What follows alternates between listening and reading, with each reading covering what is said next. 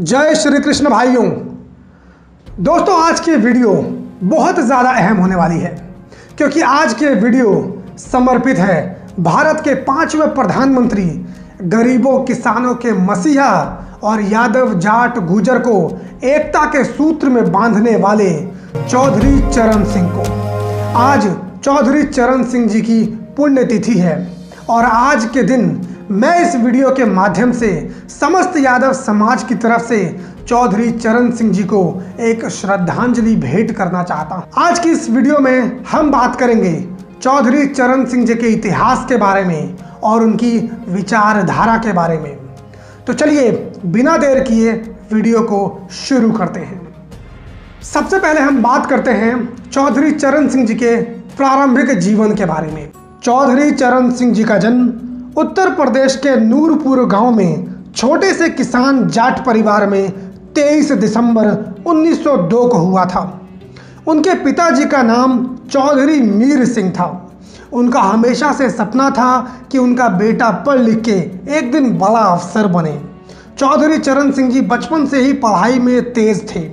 पिता चौधरी मीर सिंह 6 वर्ष के बाद नूरपुर गांव छोड़कर सपरिवार जानी खुर्द के पास भूपगढ़ी आकर बस गए और यहीं के परिवेश में चौधरी चरण सिंह जी के नन्हे हृदय में गांव गरीब किसान के प्रति संघर्ष करने की भावना ने जन्म लिया। वो हमेशा सोचा करते थे कि बड़े होकर एक ना एक दिन गांव गरीब और किसानों के लिए वो ज़रूर कुछ ना कुछ करेंगे और बड़े होकर उन्होंने ठीक वैसा ही किया। आगरा विश्वविद्यालय से उन्होंने अपनी कानून की पढ़ाई की। 1928 में गाजियाबाद में अपनी वकालत करनी शुरू कर दी।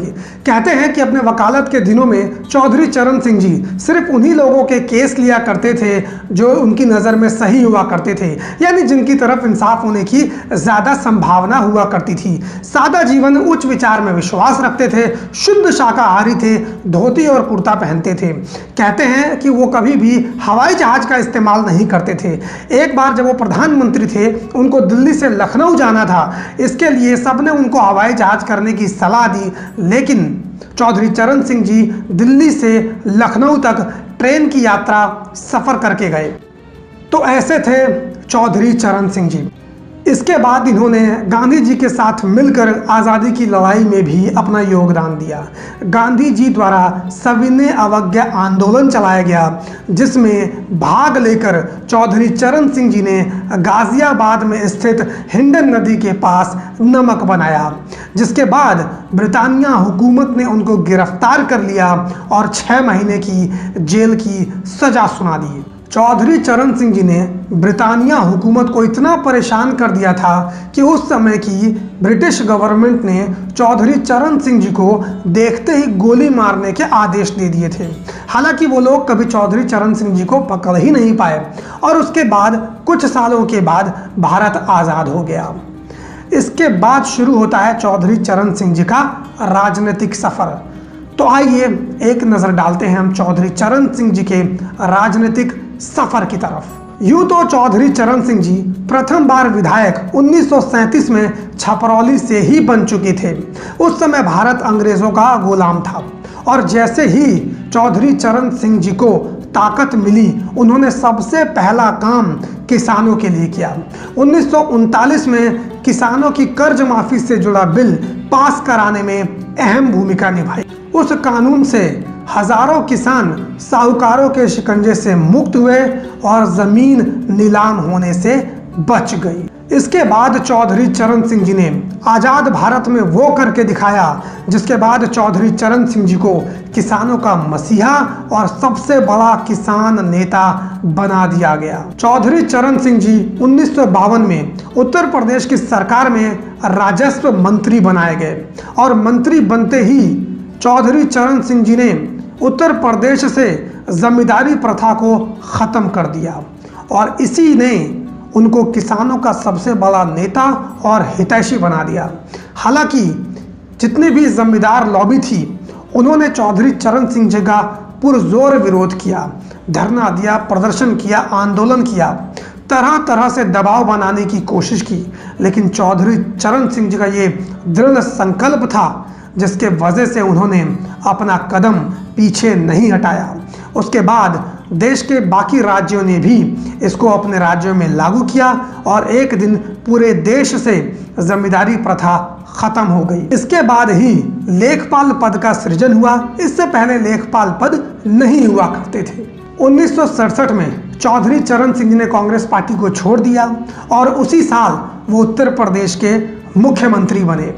2 बार उत्तर प्रदेश के मुख्यमंत्री बने।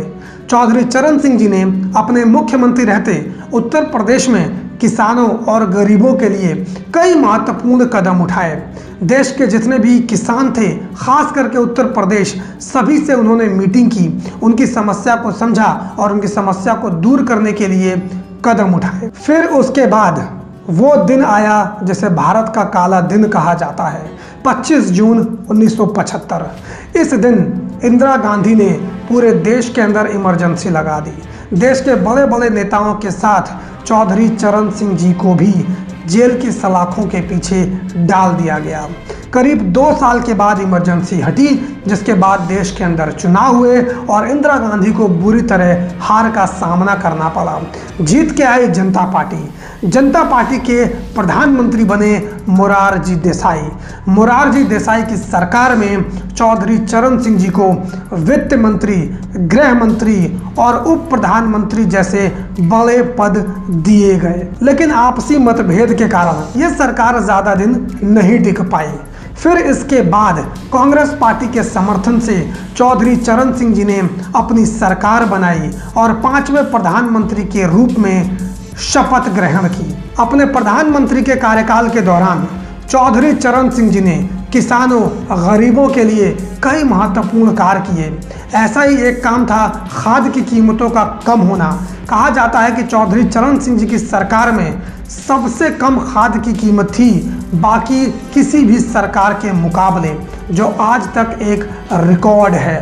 तो इस बात से आप समझ सकते हैं कि चौधरी चरण सिंह जी के लिए सबसे पहली प्राथमिकता गरीब और किसान थे और जब तक वो देश के प्रधानमंत्री रहे तब तक उन्होंने गरीबों, किसानों के लिए कई सारी योजनाएं चलाई और कई सारे बहुत ज़्यादा महत्वपूर्ण काम किए। ये चौधरी चरण सिंह जी की देन है कि खेती, गरीब, किसानी जैसे मुद्दे फाइलों, दफ्तरों से बाहर निकलकर भारत की राजनीति का प्रमुख हिस्सा बनने लगे। इतना ही नहीं, चौधरी चरण सिंह जी ने सामाजिक रूप से अजगर नाम का संगठन बनाया जिसमें अहिर, जाट, गुजर और राजपूत समाज को एकजुट करने की कोशिश की।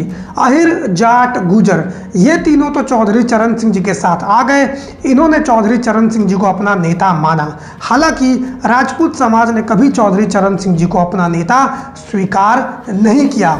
चौधरी चरण सिंह जी का मानना था कि अहिर, जाट, गुजर और राजपूत ये चारों एक मार्शल कौम है। इन सारी कौम के अंदर एक आग है, इन सारी कौम के अंदर एक ताकत है। इसीलिए वो इन चारों कौमों को एक मंच पर लाना चाहते थे। लेकिन अहिर, जाट, गुजर को छोड़कर आखिरी की जो कौम है वो साथ में नहीं आ सकी। फिर वो घड़ी आई जब चौधरी चरण सिंह जी इस दुनिया को छोड़कर चले गए।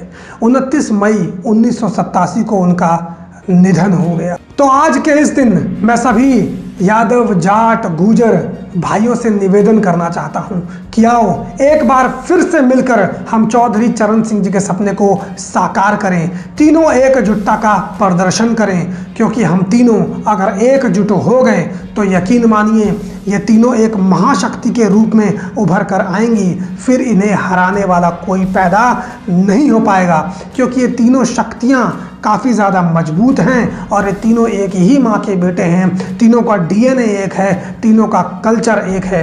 तो मेरा ऐसा मानना है कि इन तीनों समाज के लोगों को एकजुट एक मंच पर आकर एकजुटता का प्रदर्शन ज़रूर करना चाहिए। आज चौधरी चरण सिंह जी भले ही हमारे बीच में नहीं हैं, लेकिन जब जब इस देश के अंदर गरीब किसानों के मुद्दे भारत की राजनीति में जगह बनाएंगे तब तब चौधरी चरण सिंह जी हमें याद आएंगे। उम्मीद करता हूं कि आपको ये वीडियो पसंद आई होगी। पसंद आई हो तो जाइए ट्विटर पर चौधरी चरण सिंह जी के नाम से ट्रेंड चलाइए।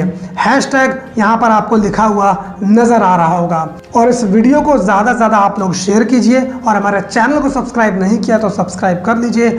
आपसे मुलाकात मैं अगले वीडियो में करूँगा, तब तक के लिए धन्यवाद।